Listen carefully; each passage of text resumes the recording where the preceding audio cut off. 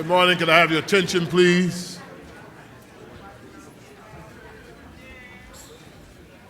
I'm W. Franklin Richardson, Chairman of the Board of National Action Network.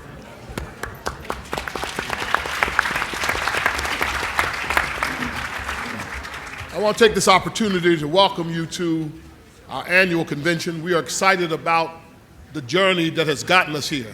It has been a long journey. It's had high mountains and deep valleys, but fortunately we've been able to endure and come through the challenges and are ready for tomorrow's challenges, ready to meet tomorrow's issues, ready to speak for tomorrow's voiceless, ready to empower our communities to take charge of our destiny so that our future of our young people is bright. The National Action Network has been a critical voice in the issues of facing our communities and communities of minority communities, people who have been challenged. We're thankful and celebrative of the fact that we've had a great leader, founder of this organization, who has been faithful across the years and has evolved today as the preeminent civil rights voice in this country, in the person of Reverend Al Sharpton.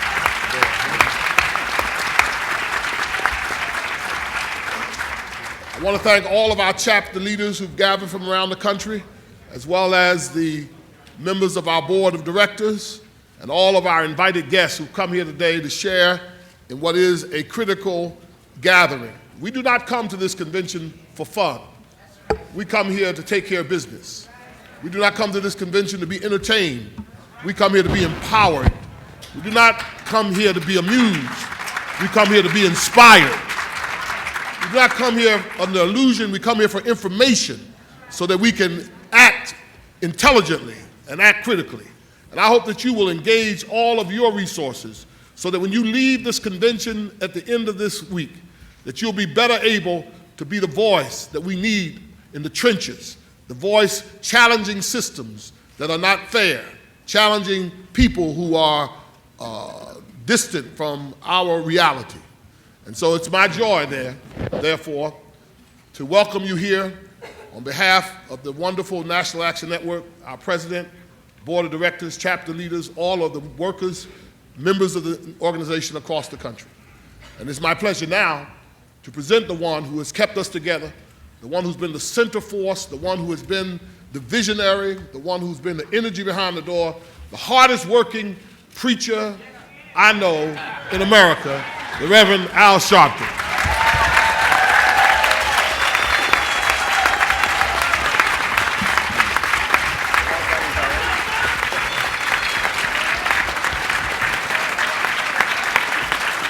Thank you.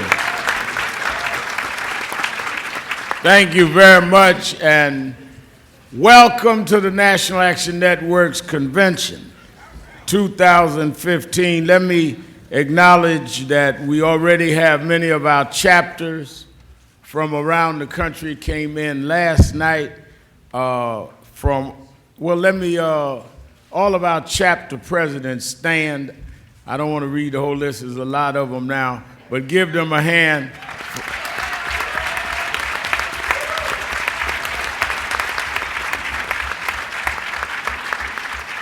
Our chapter leaders we have around 42 states that have pre-registered and over 6,000 people that have pre-registered that will be here over the next 4 days. So this by far will be the largest gathering of civil rights activists since last year when we met in this same room. Let me say, and then I'm going to make some preliminary remarks and bring on our officials and then cut the ribbon, and we are going to get going.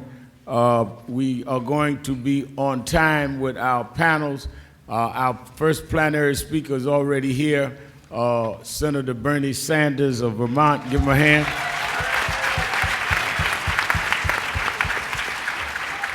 And after he speaks, our political panel, and among them is former Obama Press Secretary Robert Gibbs, who's already here. Give him a hand. We're glad that we are joined by, when I call your name, stand. We're joined by State Senator Leroy Comrie, Assemblyman Walter Mosley, Representative from Cincinnati, and a board member of National Action Network, Representative Alicia Reese, the borough president of Manhattan, the one and only Gail Brewer, from our national board, businessman Lamel McMorris. As we gather, there are three critical issues that will be central to our convention. One, National Action Network started 24 years ago dealing with the issues of criminal justice reform. 24 years later, this nation is still challenged. When we look at what has transpired just since our convention last year, what used to be the grounds to dismiss us is now unavoidable. There must be national policy and national law on policing.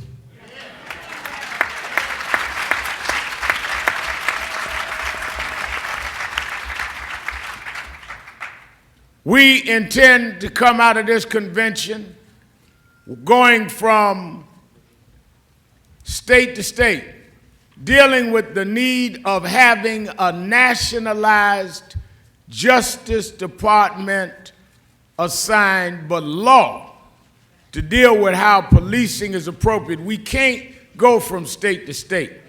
We've got to have national law to protect people against these continued questions. And let me say this, it is not only protects the citizens, but it protects the police. When we raised about cameras, the cameras will show what is there. Whether it helps the police or the citizen, no one should fight transparency. Saturday afternoon, I received a call from Brother Johnson. Brother Johnson heads the Charleston, South Carolina chapter of National Action Network. He told us of the shooting that had happened there in Charleston. 50-year-old man. He's not a young boy. 50-year-old man, father of four. Not until the video came out yesterday did anyone believe Brother Johnson and the family. I talked last night with Attorney Stewart. In this convention today, the family of Eric Gardner, the mother of Michael Brown, the mother of Tamir Rice, the 12-year-old boy in Cleveland, all will be on the panel at noon. They will all be here. We will stand to say to this family in Charleston that not only are we with you, that we are saying that there must be national legislation around cameras and around accountability. The mayor and the police chief in Charleston did the right thing, and we commend them, but we cannot have a justice system that hopes we have a mayor in the right city or police chief. We have to have one policy that is national. Imagine if civil rights movement in the 60s depended on, well, we're going to hope we get a good police chief in Alabama. Oh, got a problem in Georgia. No, they fought for a national Civil Rights Act, National Voting Rights Act. It's time for this nation to have national policing.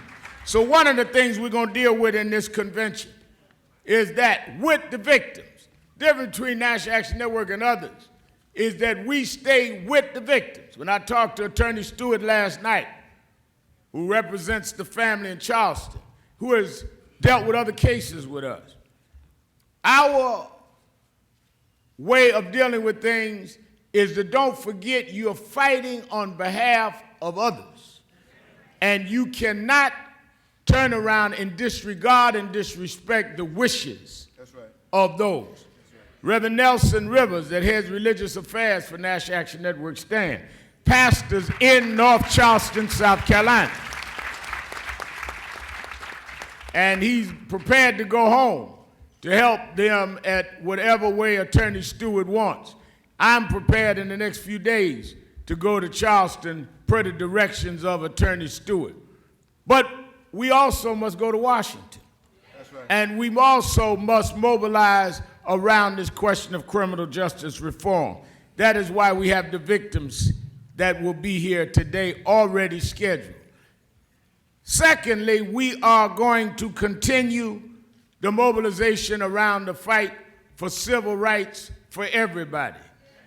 This afternoon, one of our panels is the children of the movement, the daughter of Dr. Martin Luther King, Reverend Elder Bernice King, children of Malcolm X, children of Ralph Abernathy. All will be on a panel, Dominique and Ashley. We are going to deal with the fact that you cannot have civil rights for anybody without civil rights for everybody.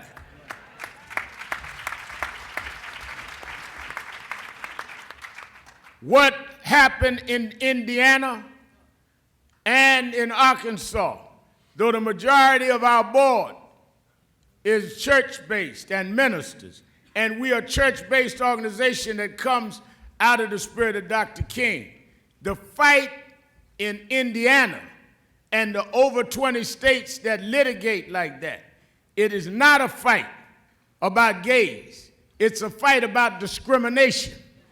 And you cannot condone discrimination against anybody, or you permit it against everybody.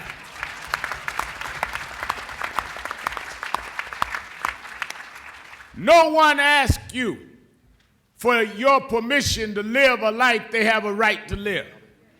And if you can deny services to people because of their sexuality, you can deny it because of their race.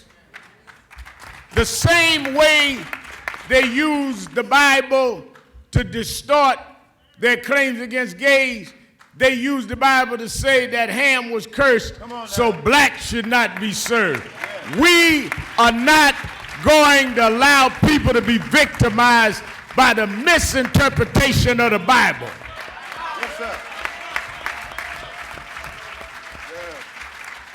We'll be announcing at the end of the convention that we're going in 3 states and have gatherings of gay and lesbian and faith leaders together against discrimination, that I will begin in Indiana. Lastly, the voting rights. We must protect and put real pressure on the Congress and make central in the national elections, Senator Sanders, the idea of voting rights. I was in the courtroom when the oral arguments was made at the Supreme Court. I was sitting there when Justice Scalia called the Voting Rights Act, in his mind, or in his phrase, was it a racial entitlement? They took pre-clearance out of the Voting Rights Act and threw it back to the Congress that has yet come back with a new map and a new formula. Well, how do we get them to do that? The same way we got it the first time, by mobilization. Don't act like they donated the Voting Rights Act in '65. We just went and celebrated 50 years later. I was honored to be one of those chosen to march across with the president. But we marched across the bridge, but they have now tried to moonwalk us back across that bridge.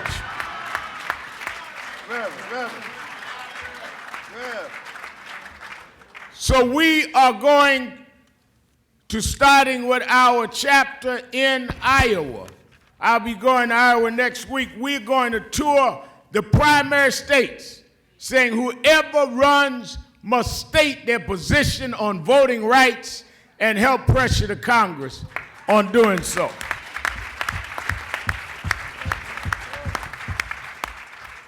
Saturday morning, the president of the NAACP, Cornell Brooks, president of National Urban League, Mark Morial, president of Black Women's Roundtable, will join us as we conclude the convention.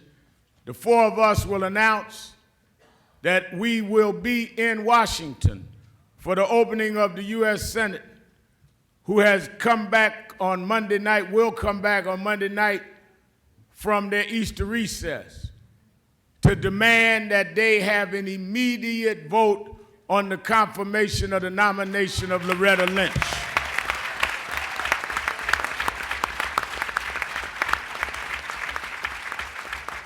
It will be over 150 days, which is unprecedented, that you have a qualified nominee by the President of the United States and not be confirmed. So we are not named National Action Network because we couldn't think of another name. We are about action, not about what you say, it's about what you do. So we are convening to hit around this country, around voting rights, around police reform, and around our wanting the confirmation of Loretta Lynch. So from Charleston later this weekend to Iowa to Indiana, the action is on. And we intend, just as we were in Ferguson and Staten Island, we intend to be on the forefront of seeking justice and fairness. I want to make two things clear, and I'm going to bring on our speakers and cut the ribbon. One is we react when called. People call us sometime, our critics, ambulance chasers. Well, we are more the ambulance. We respond to the call. Gwen Carr's here this morning, Eric Gardner's mother. They called us in Staten Island. Little did we know Staten Island was going to happen when we talked about police reform at last year's convention. While we were leading 15,000 people across in Staten Island marching for Eric Gardner, I had to leave there to go to Ferguson to preach the funeral of Michael Brown at the request of the Brown family. We respond to the pain of people, but we respond not to inflict pain, but to establish justice. All police are not bad. We do not believe most are. But those that are must be held accountable, just like people in our community are held accountable. And police chiefs around this country ought to take notes of Charleston, South Carolina. Who would believe that a police chief in the Deep South would show more honesty and transparency than some of the big city police chiefs?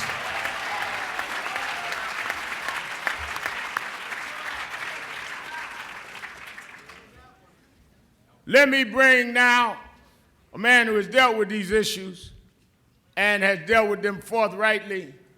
He has no stranger to National Action Network. In fact, when he was running, he made a quip about the House of Justice, and they ran it on commercials against him, and he got elected.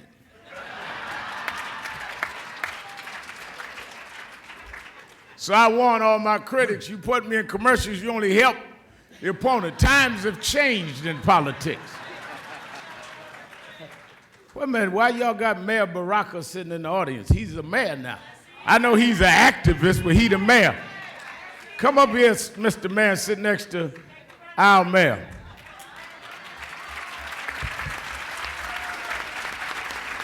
Mayor of Newark, New Jersey, Ras Baraka.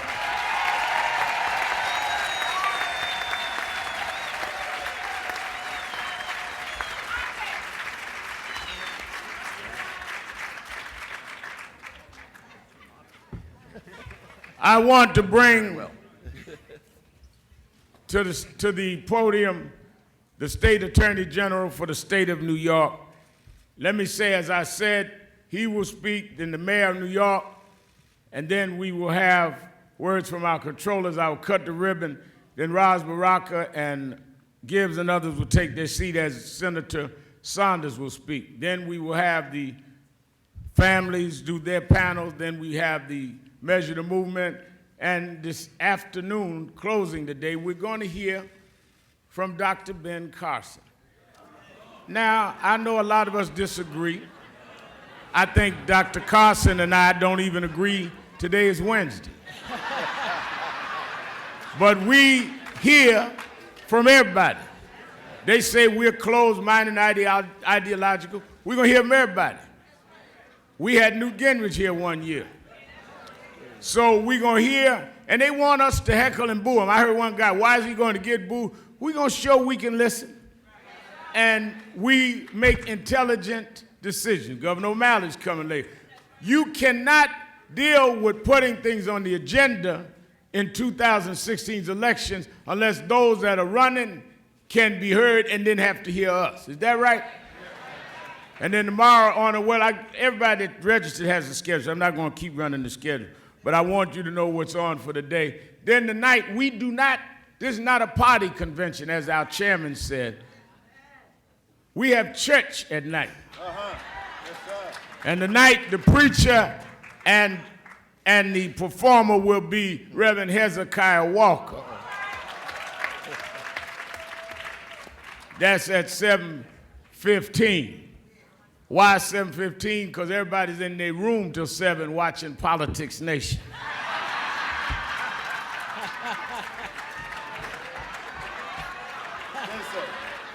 At least that's what y'all tell me. Let us hear the State Attorney General, State of New York, Eric Snyderman. Thank you, Reverend Sharpton, for your work for convening such a great convention and for our secret weapon in my first campaign. I appreciate that. Reverend, and to all of the members and board of NAN, thank you for convening us once again, and to the great staff that pulls this all together. It is a pleasure to be here with you again. National Action Network's conventions are not just thought-provoking, they are thought and action-provoking conventions. And as the Rev said, the idea here is not to think great thoughts and give eloquent speeches. The idea here is to mobilize people to action. This is at the core of the American tradition, which after all did start with people mobilizing to rebel against a structure they deemed to be unjust. This is the American tradition. I am your Attorney General. I'm the lawyer for the state of New York and for the people of the state of New York. And I spend my time seeking to do justice. And if listening to Reverend Sharpton, I have to say that if there is one thing that I would urge you to do in every panel, in every program, in every part of this convention, remember, the goal is to do justice. We are not seeking advantage. We are not seeking to denigrate anyone. We are not seeking in any way, shape, or form to demonize. We are simply seeking to do justice, which is embedded in our tradition.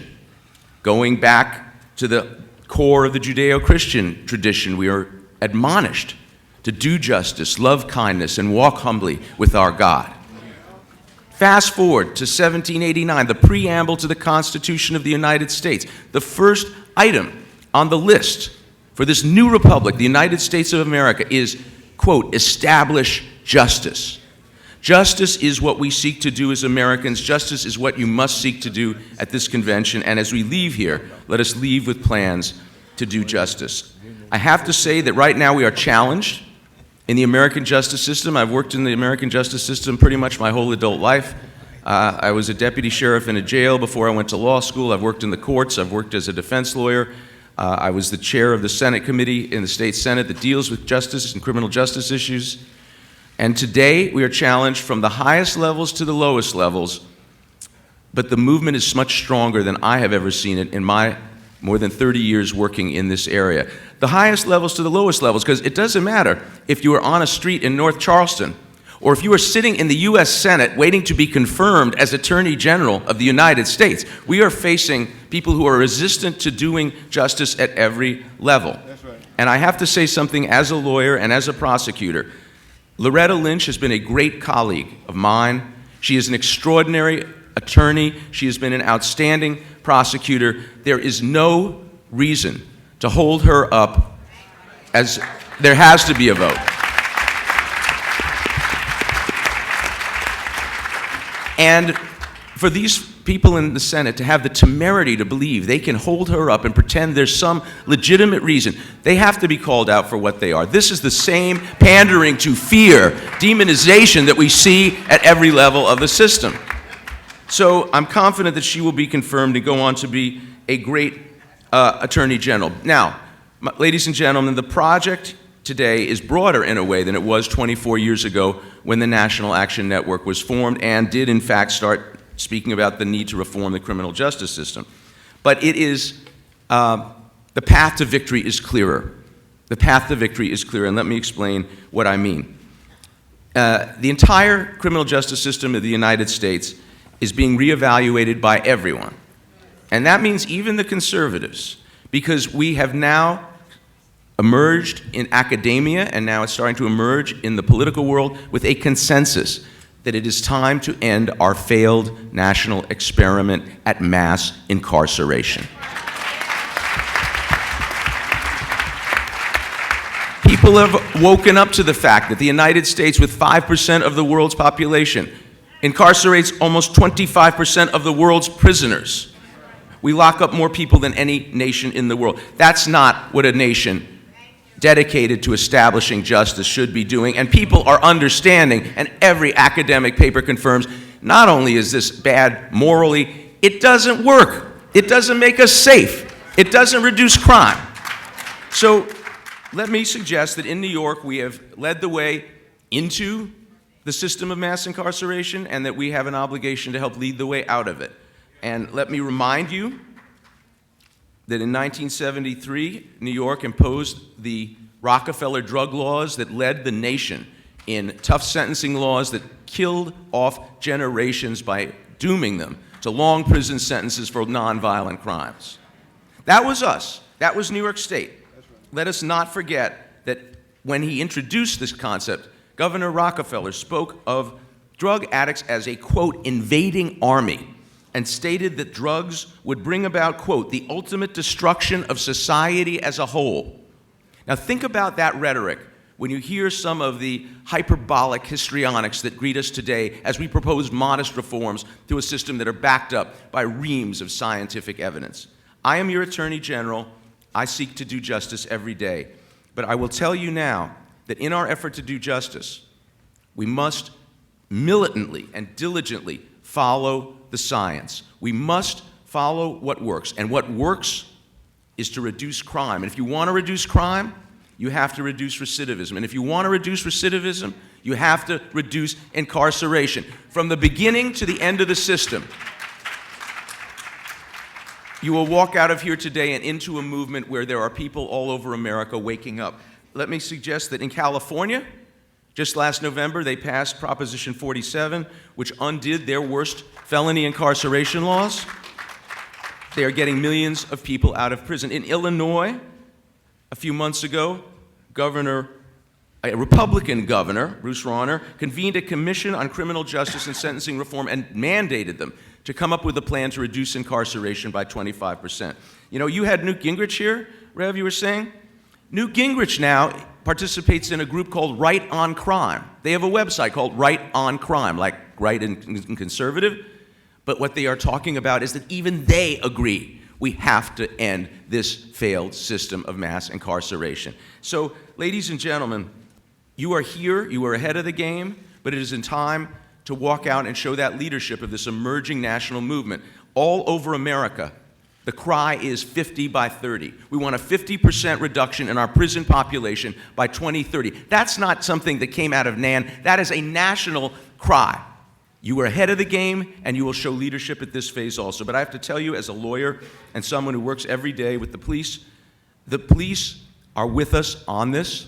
It is important to understand that the vast majority of police officers are more committed to these principles. They know what works and what doesn't work than anybody else. Whatever solutions we come up with will have to include the police. The police must come back into working with the community they protect. Never lose sight of that goal. So the information that enables us to transform the system is with us. We have all the academic studies.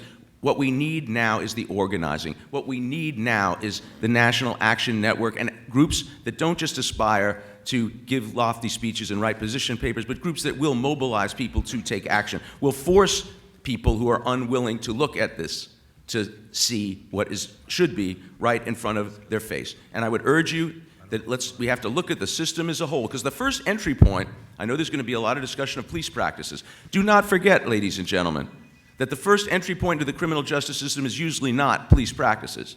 It is usually school discipline practices. So let us not forget that that is where most of our young people first encounter a system based on prejudice and the backwards attitudes about punishment creating change. We know what works, we know what treatment works, we know what works for what kinds of defendants, what kinds of people. We can implement all of that with the political will. Once you get through the school system, get to police practices, prosecutorial discretion, sentencing and bail decisions, all the way to reentry and to the barriers to reentry that we must seek to bring down, we are talking about transforming a system that has long been out of sync with what every academic student of criminal justice knows to be true and what every moral person knows to be true. It is there for us that since 24 years ago when you started, America has swung around to the view that we must honor our national commitment to justice. Our criminal justice system must do justice, and I know you're going to get out there state to state, street to street, city to city, and I pledge to you as your Attorney General, I'm committed to this fight. I will not be silent. I will not lay down, and that in New York, we showed leadership 6 years ago when we repealed the Rockefeller drug laws, and I was proud to be the sponsor of the bill to repeal them. But we are called on again to show that leadership. Let us reform our own system and let us join with our brothers and sisters in other states as they seek to do so. Thank you for your commitment to justice. Thanks, Snyderman. I see we're joined by another mayor, the mayor of the city of brotherly love, Mayor of Philadelphia. Come up and sit with us, Mayor Michael Nutter.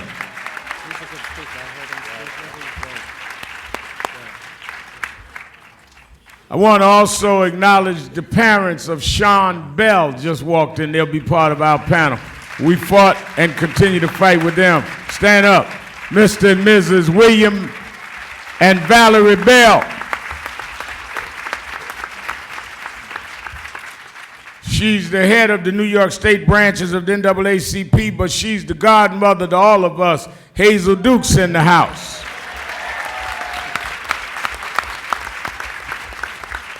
One of the cases, as I bring on our next speaker, that we fought early in National Action Network's history was the Central Park case.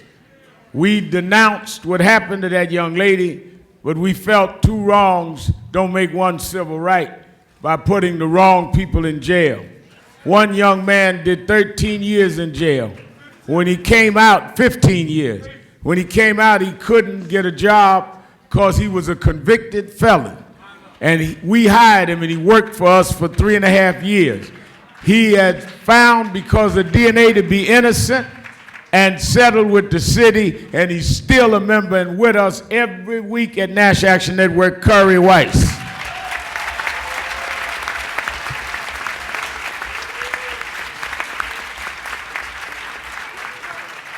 Let me also, I'm going to be acknowledging people out there, but I must acknowledge the work of our chairman. We would not have existed if it had not been for our founding chairman, who was the executive director for Dr. King, Y.T. Walker. And when Dr. Walker became ill, he asked the vice chairman, W. Franklin Richardson, to take the chair. And Lamel McMorris and others voted him in. Little did he know how much it would cost him. Y'all gave him the invoice for the Sheraton, right? But he's been there, and from the suites to the streets to the jail cells. We had him locked up protesting Sean Bell. He's been there, our chairman, Dr. Richardson. Give him another hand.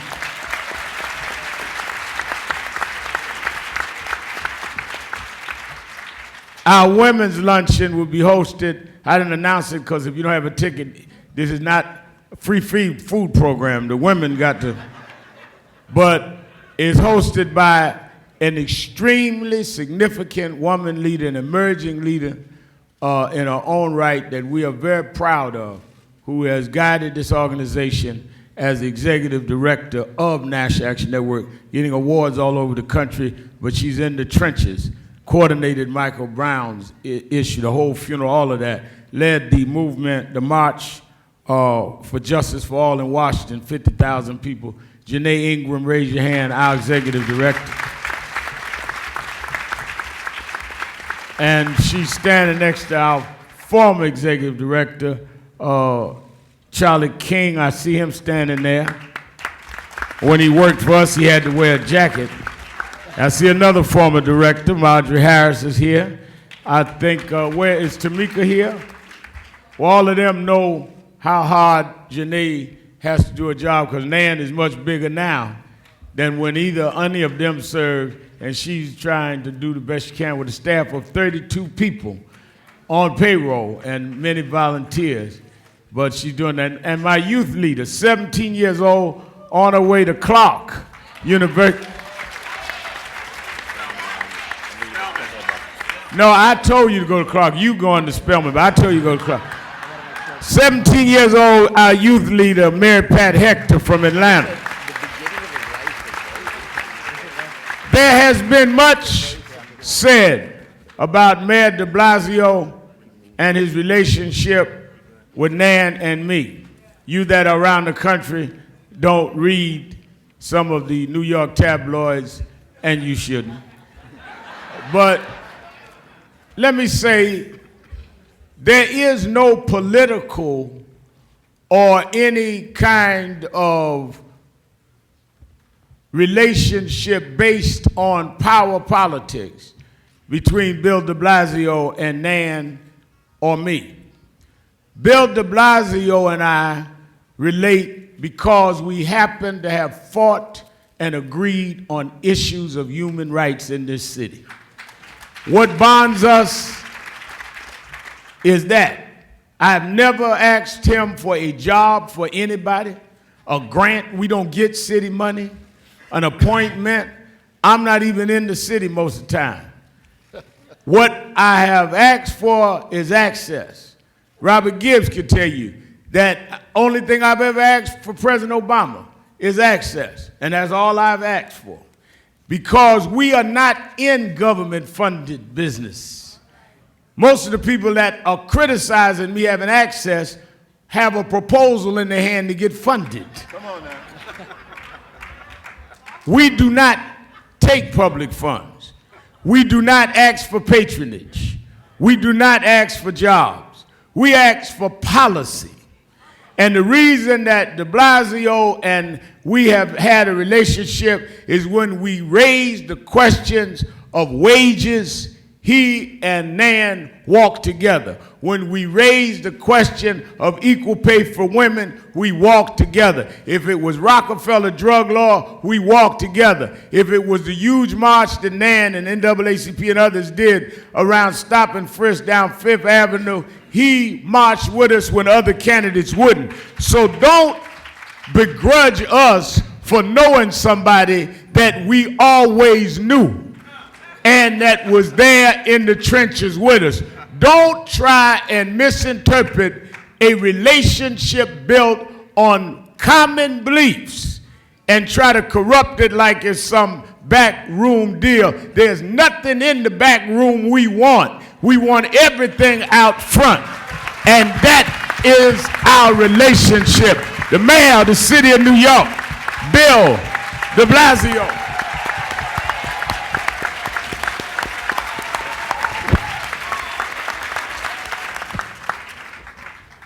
I want to welcome you all to New York City. It is an honor for us to have the NAN convention because we honor what NAN has done now for almost a quarter century. And Rev, you are right. You could have chosen a lot of names, but you put the word action. You put the word action in the title and you lived up to it. And I want to say to everyone that it's a time that calls for action. I'm sure that those of you who were part of the founding almost a quarter century ago hoped and prayed we would go farther. hoped and prayed that the progress made on civil and human rights would keep expanding and be joined by progress on economic justice. And the sad reality is we are fighting a number of the same battles that you confronted at the beginning of NAN. In some ways, the economic struggle has grown deeper. But NAN has stood for action, and NAN has been indispensable. And Rev, I want to thank you, because you had the audacity to believe you could build an organization of this importance and this conscience. And I know our country would not have made some of the progress we have made if it weren't for your leadership and NAN's leadership, so thank you for that. I want to thank all the leaders of NAN who are here. I want to thank all of the elected officials who are here in solidarity, and they are many, and they are people who hold important roles around this nation who believe that having an organization that stands up for people's rights and mobilizes, even when that call comes in the night, mobilizes in favor of those who have been victimized, is absolutely necessary to a strong democracy. And we're all feeling some pain today, I would imagine. I certainly am. We watched a video yesterday. Once again, we are watching a video. We watched a video that is so disturbing and so painful. You can't watch that as a human being and not feel pain. It makes no sense according to what our core notions of humanity and decency and justice are. And it is tempting. When you see something that painful, it is tempting to feel despair. Not just pain, but despair. Part of why I think it is so important that you are gathering here at this moment in history is because we can't let the despair get the better of us.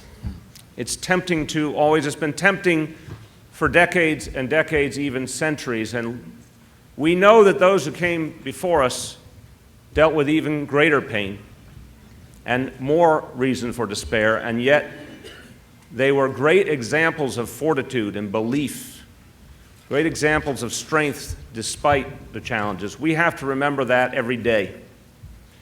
And so, at a moment like this, we could feel like we're going backwards. But it's important to take stock of the things that are moving in the right direction, because they came from the strong and energetic efforts to organize people all over this country for years and years. The progress came because of moments like that march down Fifth Avenue. Change, all of us who are elected officials, we like to believe that we lead the way. Sometimes we do. But so often change comes because the people mobilized. The people led their leaders on the right path. And so I push back the despair, and I take stock of the good. I take stock of the progress we have made because people stood up. I also am reminded that this organization, so strongly grounded in the teachings of Dr. King, would remember one of his core notions is that change is based on hope and not despair. You can give the litany of the pain. It's always appropriate to do so, but what really motivates people is when they see that door opening, that possibility beginning to take hold. And so we had that march a few years ago in New York City at a point when there were over 700,000 stops and frisks of people in this city, the vast majority of whom were young men of color, the vast majority of whom were innocent in every way, shape, and form. And this year, that number is 40,000. And the people being stopped are people who have done something wrong. You can look at that as an example of progress. You can look at the fact that since we changed our policy on marijuana arrests, 65% fewer marijuana arrests in this city. That came from the demands of the people as well. That came because people said we didn't want to see decent young men and women saddled with an arrest that would follow them throughout their lives because they made one small mistake. Those changes happened, and they happened quickly because people mobilized. In this city right now, we have begun to use body cameras for our police officers, a measure of accountability and transparency. And by the way, a few years ago, body cameras were considered something out of reach. But now they're becoming a norm in more and more police departments around the country. It's because people demanded change. And technology gave us a chance to create a kind of transparency and accountability we had never known before. We've seen these painful moments captured on individual citizens' cell phone cameras. We are going to move more and more to a society where the cameras are on police officers for the good of all. So the truth comes out. As Rev said, whether that truth indicates fault on the part of the officer or the citizen. What we're seeking is the truth. What we're seeking is a transparency so we can all believe in that common set of rules. We've got to keep our focus on those changes that we all are making. It is propitious that even against the backdrop of the sorrow we're feeling today, we get news this morning of elections in Ferguson, Missouri that changed the composition of that city council to represent that city.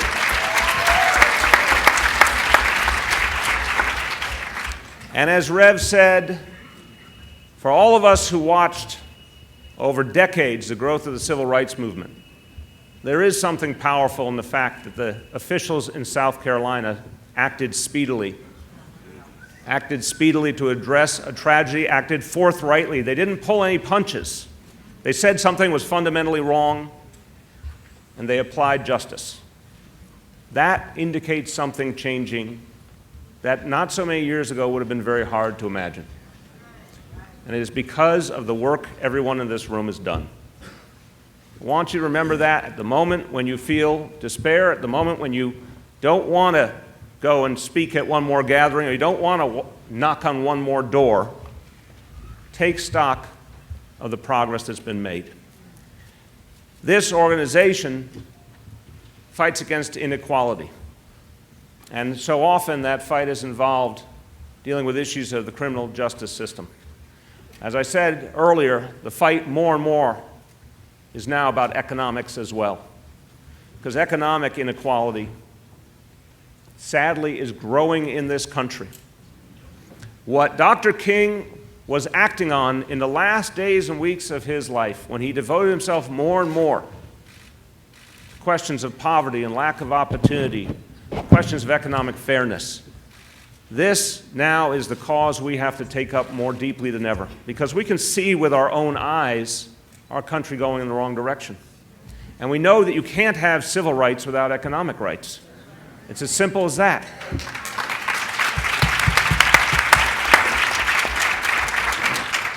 So I'll conclude with one more thought. We're embarking now on a great national debate. Every 4 years, we get a chance to take stock. This year, going into next year, there'll be a discussion about the future of this country. I hope the voices of everyone in this room are loud and clear in that debate on the fact that a country that is growing more and more unequal cannot be a strong country.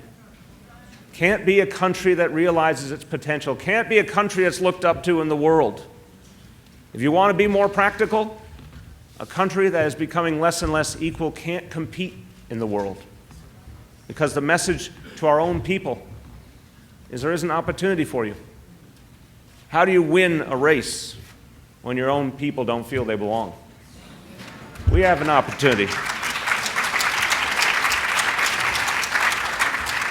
We have an opportunity to change that. We have an opportunity to demand a society that is inclusive, not just in terms of civil and human rights, but in terms of economic opportunity for all. A society that actually rewards work again. Rewards work by hard-working people. That's what this discussion in our nation will be about. By the way, as is so often the case, and this should also be a way we push back despair and we embrace hope. Brothers and sisters, the majority is already with us when it comes to fighting inequality. The majority of this country can feel that they're slipping backwards economically. They know that there's something wrong with the rules of the game. They know that this society is less and less about them and their families. The majority is there waiting to be reached and energized and mobilized. Take with you from this convention that the people are already with you. They simply await your leadership to bring about the changes we need. Thank you, and God bless you. Let us hear two more, and we're going to cut the ribbon and move with the program. The state controller, who's been an avid participant with NAN in many efforts to democratize how we deal with funds in this state, Tom DiNapoli.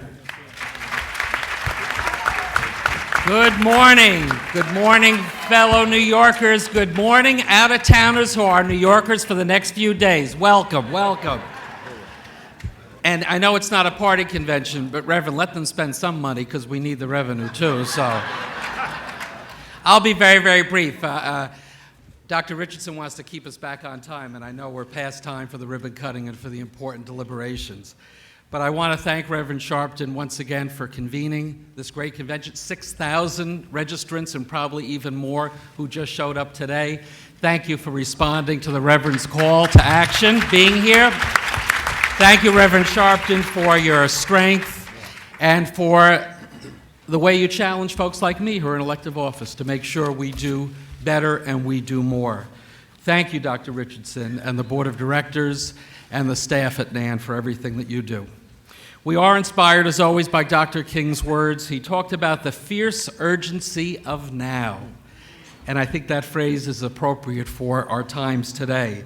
It's no time for apathy or complacency. This is a time for vigorous and positive action. Dr. King's words are with us again today. Whether you come to NAN because that's your most direct involvement or affiliation, whether you come as part of a church group or civil rights group or a labor union or a community group or a not-for-profit, our goal is always, wherever God has planted us, how can we move a positive agenda forward? It's what we try to do as controllers, Scott Stringer and I. And our role in this discussion is very much related to the issue of economic justice and economic empowerment. And I can assure we will continue to use and work in collaboration to be sure that the goals and aspirations that we have in our great state of New York and other states have, that we meet and exceed them to provide opportunities for women-owned and minority-owned firms to do business with public dollars. We're strongly committed to that. And whether that's in procuring goods and services or managing pension fund dollars, that's an agenda that we're proud of our success so far, but we know there's so much more work to do. So I wish you all well with the panels, with the discussions. I look forward to following up with NAN to see how we can partner in more effective ways to move an action agenda forward to make this a better city, a better state, a better nation for all of us. Have a great convention, everyone. I see a lot of our young people here. I want y'all to take notes on the media because I'm very happy. And these are not just young folk here. They are active and involved. But watch the media, because tomorrow the story is going to be that de Blasio and Sanders was whispering, so Hillary, watch out, de Blasio may be going with Sanders. And the subtitle would be, in Sharpton said, de Blasio never gave up any jobs. Down in the story, they'll say, I never asked for a patriot job, but that's down in the story. I just want y'all to watch. I read the funnies when I read some of these tabloids. Man that comes on Saturday rallies, man that is a member of the network, brings his family. He also happens to be the city controller, Scott Stringer.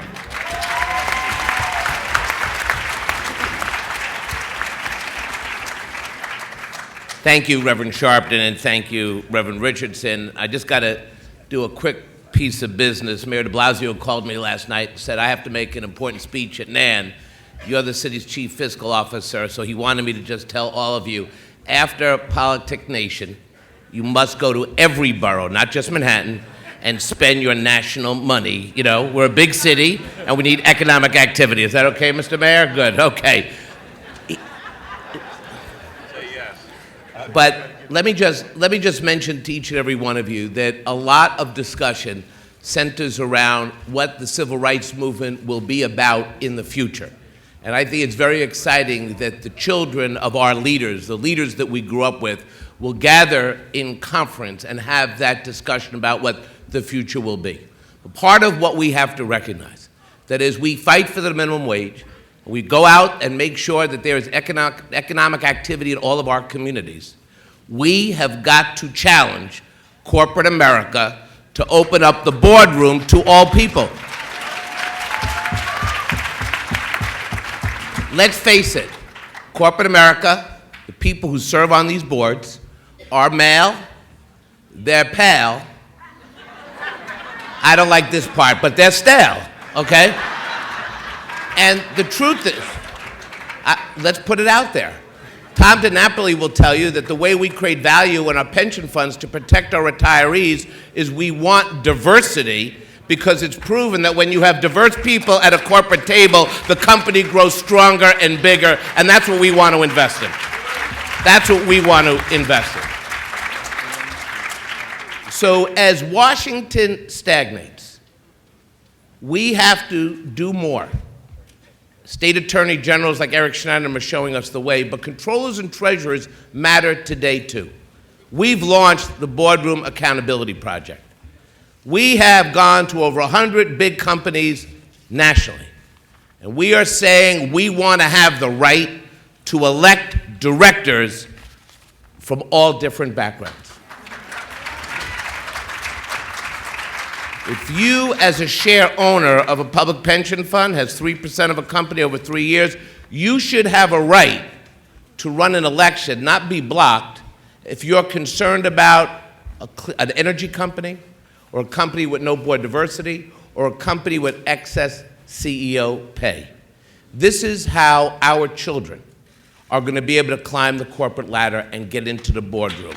That is the way we have to think about this. So I know that Reverend Sharpton has been a leader in this struggle. He's called out our corporate leaders when they have not done the right thing.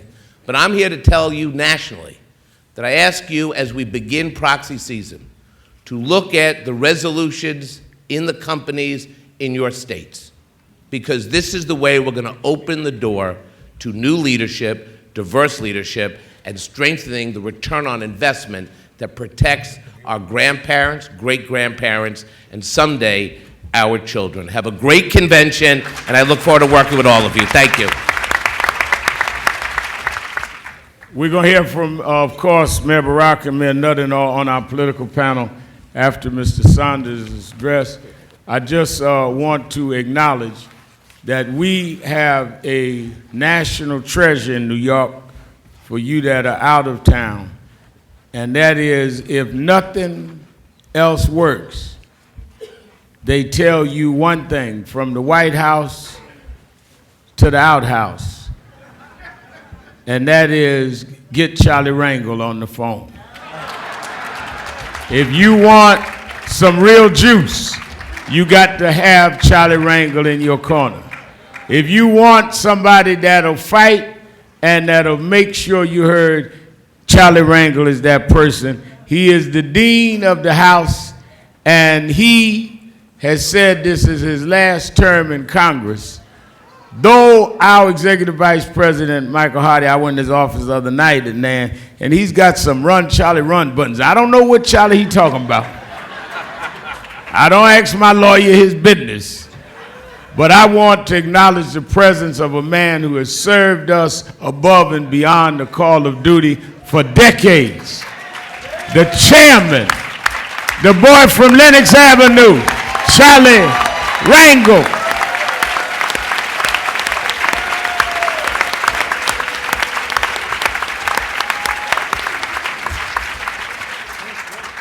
I tell all the time, Mr. Mayor, and we're going to cut the ribbon for real, but I tell all the time that I was getting off the shuttle in Washington, and a lady looked in her 80s, couldn't see well, looked at me, and she says, "Are you Charlie Rangel?" I said, "No, he's a little older than me, but we do have hair like." She says, oh, I thought you were Charlie because I was going to donate to a charity that he would advise. I had a check for $10,000. I said, well, miss, the National Action.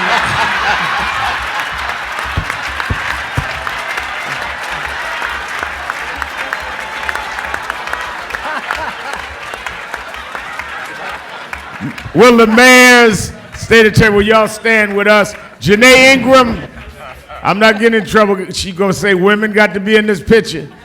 Janae Ingram, Mary Pat Hector, Dominique Sharpton, our staff, our regional vice president Kirsten Foy, Commissioner Kareem Kamara's coming up over faith in the state.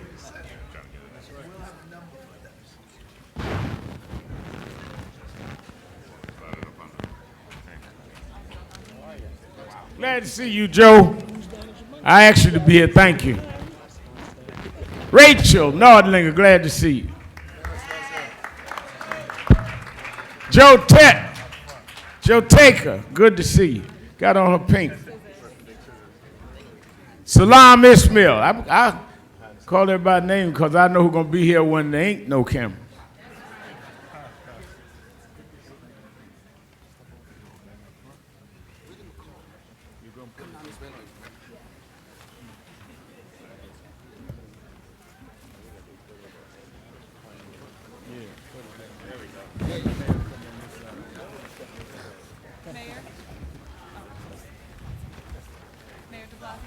Mayor de Blasio.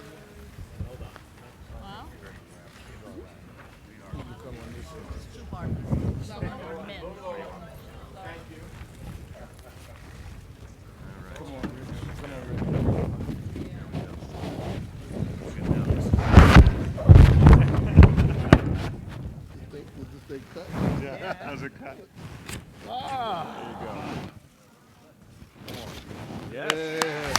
National Action Network Convention officially open. Give yourselves a hand. You can do that. You can do anything. All right, thank you. Well done. Well done. Thank you. Thank you. Stage and bring on our first speaker. We ready to roll.